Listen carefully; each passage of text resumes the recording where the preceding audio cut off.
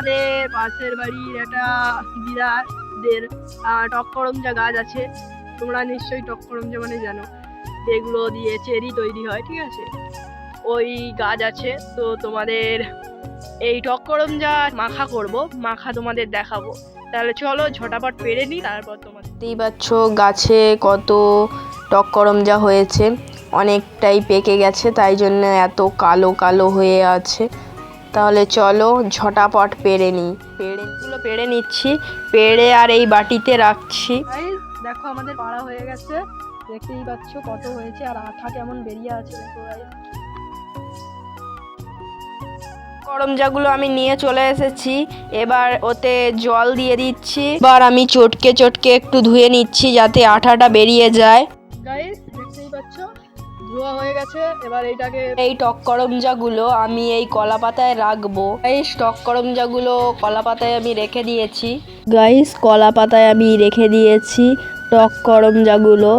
আর টক করমচা থেকে কিরকম কষ বেরিয়েছে দেখো, আঠা। গাইস চাকু ছিল না, তাই আমি 1 টাকা দিয়ে ব্লেড কিনেছি, কিনে এইটা কাটা হচ্ছে।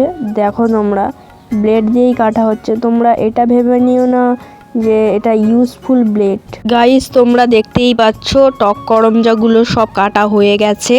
করমচায় দেব বলে 2টো ষাটমলা গুঁড়ো করে নিয়েছি, আর একটা লঙ্কার আচার নিয়েছি, আর একটা জলজিরার প্যাকেট নিয়েছি। দেখতেই পাচ্ছ তোমরা। চলো এইগুলো দিয়ে দিই সব। ফার্স্ট আমি টক করমচায় দিয়ে দিচ্ছি জলজিরা, দেখতেই পাচ্ছ তোমরা। তারপরে আমি দোকান দিয়ে কিনেছিলাম যে লঙ্কার আচারটা, ওটা আমি দিয়ে দিচ্ছি, দেখতেই পাচ্ছ।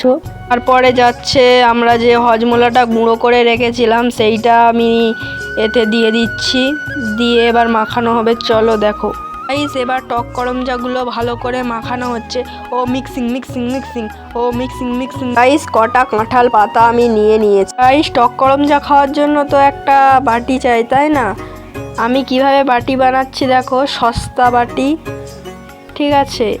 দেখো একটা কাঁঠাল পাতা নিয়েছি আর নারকেল পাতা নিয়েছি, তার কাঠিটা বার করে নিচ্ছি, নিয়ে একটু সূচ করে নিচ্ছি। কাঠিটা সূচ করা হয়ে গেছে, এবার কাঁঠাল পাতা নিয়ে নিচ্ছি। কাঁঠাল পাতাটাকে ফোল্ড করে কাঠিটাকে ওই সাইডে গেঁথে দিলেই রেডি সস্তা বাটি। গাইস দেখো কতগুলো বাটি তৈরি করেছি, অনেক সবাইকে আমি দেব।